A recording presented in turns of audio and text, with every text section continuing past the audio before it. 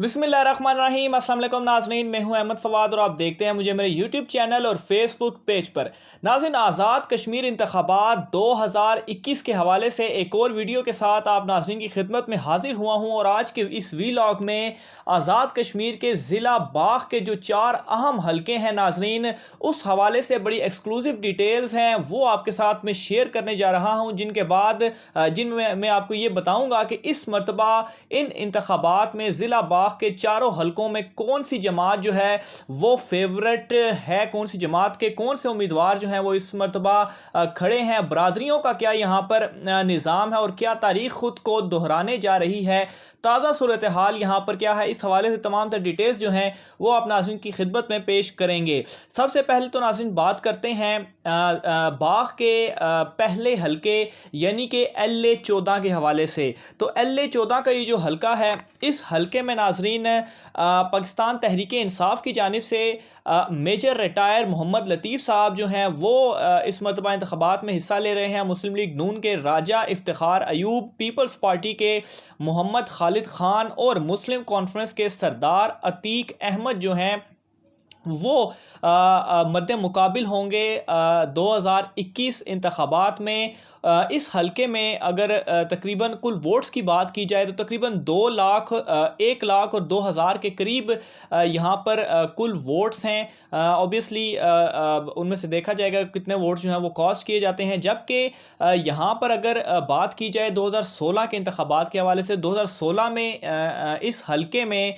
जो मुंतखब हुए थे वो मुस्लिम कॉन्फ्रेंस के सरदार अतीक अहमद जो है वो मुंतखब हुए थे और सरदार अतीक अहमद जो है वो साबिक वज़ीर-ए-आज़म भी रह चुके हैं और मुस्लिम कॉन्फ्रेंस की जो सियासत है, उस पूरी जमात की सियासत, उसमें सरदार अतीक अहमद का जो है वो बहुत अहम रोल है और सरदार अतीक अहमद साहब जो हैं वो सरदार क़य्यूम के बेटे हैं और सरदार क़य्यूम भी जो है वो साबिक वज़ीर-ए-आज़म रह चुके हैं। इस हलके में नाज़रीन अगर देखा जाए तो 2016 में PTI के उम्मीदवार मेजर रिटायर मोहम्मद लतीफ़ साहब ही थे और गुज़श्ता इंतखाबात 2016 में वो तीसरे नंबर पर रहे थे, जबकि दूसरे नंबर पर मुस्लिम लीग नून के उम्मीदवार 17,000 वोट्स के साथ दूसरे नंबर पर आए थे और पाकिस्तान तहरीक इंसाफ के उम्मीदवार को 16, जबकि मुस्लिम कॉन्फ्रेंस के उम्मीदवार सरदार अतीक अहमद को 23,000 वोट्स जो हैं वो पड़े थे। बहरहाल नाज़रीन, ये हलका बहुत ज़्यादा अहम और गंभीर सूरत हाल इसमें इस तरह से है कि एक तो सरदार अतीक अहमद साहब मुस्लिम कॉन्फ्रेंस के यहाँ पर थ्रू आउट फेवरेट रह चुके हैं और लेकिन इस मरतबा जो PTI की जिस तरह से हवा चल रही है तो PTI को बहुत फेवरेट करार दिया जा रहा है, लेकिन यहाँ पर सूरत हाल कुछ इस तरह से तब्दील है कि इस मरतबा PTI के कुछ 4-5 लोग थे, उम्मीदवार थे जिन्होंने PTI टिकट के लिए अप्लाई किया था, जिनमें से सिर्फ़ और सिर्फ मेजर रिटायर मोहम्मद लतीफ़ साहब को जो है वो पार्टी टिकट दिया गया, जिसकी वजह से जो दीगर उम्मीदवार हैं हो सकता है उनका जो वोट बैंक है वो इससे मुतासिर हो और वो शायद PTI को अब सपोर्ट ना करें। और सेम सूरत हाल इस हलके में मुस्लिम लीग नून की है, वहाँ पर भी इसी तरह से हुआ कि कुछ उम्मीदवारों ने टिकट के लिए अप्लाई किया, लेकिन टिकट जो है वो राजा इफ्तिखार अयूब साहब को जो है वो दिया गया, जिसकी वजह से ऑब्वियसली वोट बैंक काफ़ी यहाँ पर तकसीम हुआ है, जिसका इनडायरेक्टली जो फ़ायदा और डायरेक्टली फ़ायदा जो है वो मुस्लिम कॉन्फ्रेंस के सरदार अतीक अहमद जो कि ऑलरेडी यहाँ से मजबूत उम्मीदवार हैं उन्हें होगा। लेकिन नाज़रीन यहाँ पर एक बहुत अहम बात यह है कि जो तरक्याती काम है इस हलके में, तरक्याती काम यहाँ पर के हवाले से बहुत सारे मसाइल हैं और ग्राउंड में भी जो लोग हैं वो बहुत शिकवे करते हुए नज़र आते हैं कि यहाँ पर तरक्याती काम नहीं हुए और ऑब्वियसली सिटिंग MLA जो थे वो सरदार अतीक अहमद साहब ही थे, तो ऑब्वियसली एक बड़ा सेटबैक यहाँ पर देखने को मिल सकता है। और साथ ही अगर PTI के जो दीगर उम्मीदवार थे अगर वो PTI से अलहदा नहीं होते और मेजर रिटायर मोहम्मद लतीफ़ साहब को सपोर्ट करते हैं, इसी तरह से जो मुस्लिम लीग नून के उम्मीदवार इधर उधर हुए हैं उनमें से अगर कोई PTI को सपोर्ट करता है और जिस तरह से ग्राउंड रियलिटीज़ देखी जाए लोग कुछ ज़्यादा खुश नहीं है तरक्याती कामों के हवाले से सरदार अतीक अहमद से, तो ऑब्वियसली यहाँ पर PTI को जो है वो एक बड़ा सेटबैक यहाँ पर दे सकती है। और तरक्याती कामों ना होने की वजह एक ये भी हो सकती है कि सरदार अतीक अहमद मुस्लिम कॉन्फ्रेंस से थे हुकूमत जो थी वो मुस्लिम लीग नून की थी, तो ऑब्वियसली फ़ंड में मुश्किलात होती हैं, तो इस वजह से भी शायद लोग जो हैं वो जिसकी हुकूमत यानी कि पीटीआई की हुकूमत है तो उस उम्मीदवार को ही शायद वोट जो हैं वो दे। बहरहाल मजबूत उम्मीदवार ऑन पेपर अतीक अहमद साहब, सरदार अतीक अहमद साहब हैं, लेकिन एक बड़ा सेटबैक यहाँ पर देखने को मिल सकता है पीटीआई की सूरत में, जो कि जिनकी इस मरतबा हुकूमत भी जो है वो पीटीआई की है। दूसरी तरफ नाज़रीन, दूसरे हल्के की तरफ आता हूँ, LA-15। अच्छा, ये जो हल्का है नाज़रीन, सबसे पहले तो तकरीबन 1 लाख के करीब इधर भी वोट है, 96,000 यहाँ पर वोट्स की तादाद है, और ये हल्का बहुत अहम होने जा रहा है। और बड़ी दिलचस्प सूरत हाल इस हल्के की है वो इस तरह से कि यहाँ पर पाकिस्तान तहरीक इंसाफ के सरदार तनवीर इलियास जो हैं वो इस मरतबा उम्मीदवार हैं, और सरदार तनवीर इलियास इस मरतबा वज़ीर-ए-आज़म के उम्मीदवार भी हैं। दूसरी तरफ पाकिस्तान मुस्लिम लीग नून के जो उम्मीदवार हैं वो मुश्ताक अहमद मिन्हास हैं, वो भी एक बड़े टफ कैंडिडेट है, मुस्लिम लीग नून के अहम रुकन हैं। जबकि पीपल्स पार्टी के ज़ियाउल कमर जो कि कमर ज़मान सरदार कमर ज़मान के बेटे हैं, जबकि मुस्लिम कॉन्फ्रेंस के राजा मोहम्मद यासीन ख़ान जो हैं वो उम्मीदवार हैं। यहाँ पर नाज़रीन सिचुएशन कुछ इस तरह से है कि एक डील जो है वो हुई, और डील इस तरह से हुई कि पीटीआई के उम्मीदवार यानी कि सरदार तनवीर इलियास और पीपल्स पार्टी के जो उम्मीदवार हैं ज़ियाउल कमर, और ज़ियाउल कमर के जो वालिद हैं सरदार कमर ज़मान, इनके दरमियान कि वो जो है वो इस हल्के में उन्हें सपोर्ट करेंगे। और इस हल्के में चूँकि ये जो हल्का था वो सरदार कमर ज़मान का हल्का था, लेकिन उन्होंने अपने बेटे को सरदार ज़ियाउल कमर को इस हल्के में खड़ा किया, और ये सपोर्ट वो होगी सरदार तनवीर इलियास को कि उनके मद्दे मुकाबिल जो पीटीपी का उम्मीदवार एक तो कमज़ोर होगा, और वो उनको हेल्प आउट करेगा ताकि मुस्लिम लीग नून के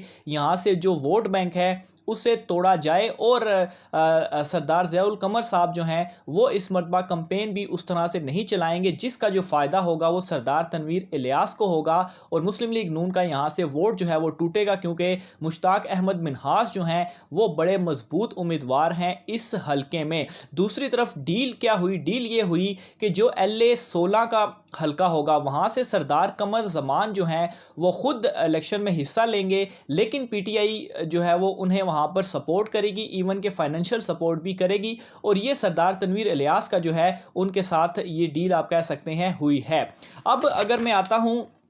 LA-16 हल्के के हवाले से, तो LA-16 का हल्का जो है वहाँ पर पीटीआई का इस मरतबा कोई उम्मीदवार नहीं खड़ा, जबकि मुस्लिम लीग नून का सरदार मीर अकबर ख़ान और पीपल्स पार्टी की जानिब से सरदार कमर ज़मान, जबकि मुस्लिम कॉन्फ्रेंस की जानिब से सरदार जावेद खलील जो हैं वो खड़े हैं। और पीटीआई का उम्मीदवार इसलिए नहीं खड़ा क्योंकि पीपल्स पार्टी की जो उम्मीदवार हैं सरदार कमर ज़मान, उनके साथ डील हुई और उन्होंने LA-15 में सरदार तनवीर इलियास को सपोर्ट किया और अपने बेटे को वहाँ पर खड़ा किया ताकि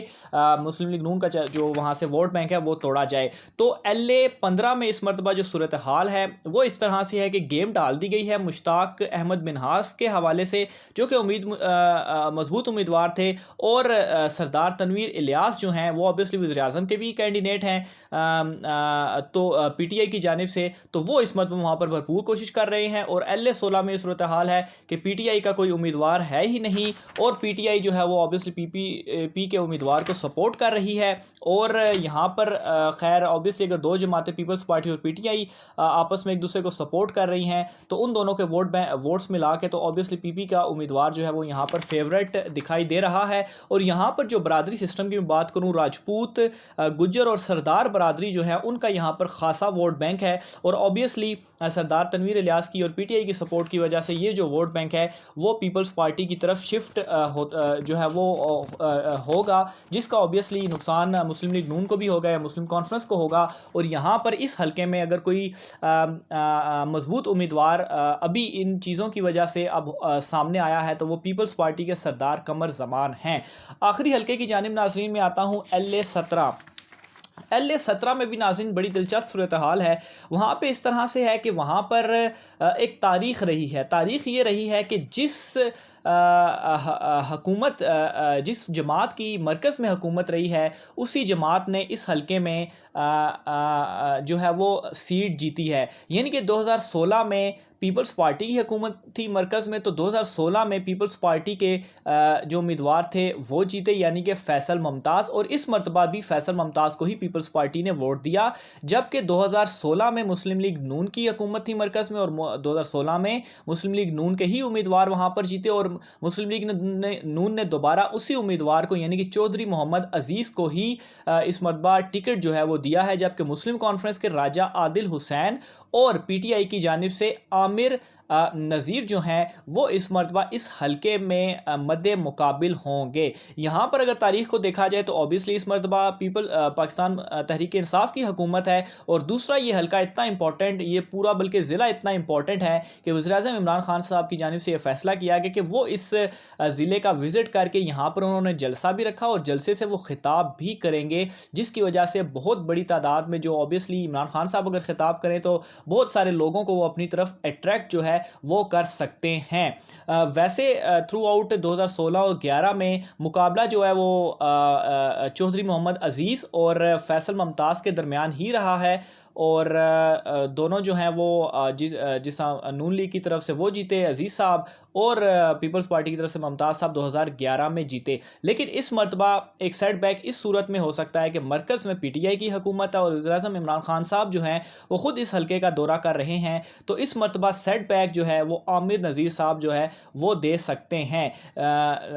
और वोट जो हैं वो इन दोनों जमातों का तोड़ सकते हैं। क्योंकि अगर माजी में देखा भी जाए तो ये चौधरी मोहम्मद अजीज़ और फैसल मुमताज़ बड़े क्लोज रहकर यानी कि बहुत हुआ तो 1000 या चंद 100 का इन दोनों की जीत के दरमियान फ़र्क जो है वो रहा है। तो ऑब्वियसली इस मरतबा बहुत सारा वोट बैंक इस तरफ भी शिफ्ट होगा। बहरहाल देखते हैं कि इसमें मज़ीद क्या जो है वो आगे सूरत हाल बनती है। उस हवाले से भी आपको डिटेल्स जो हैं वो अपडेट आपको उस हवाले से करते रहेंगे। अपनी राय का इज़हार नाज़रीन कमेंट बॉक्स में लाजमी कीजिएगा। आज के वीडियो से इतना ही, मुझे इजाज़त दीजिए। अल्लाह हाफ़िज़।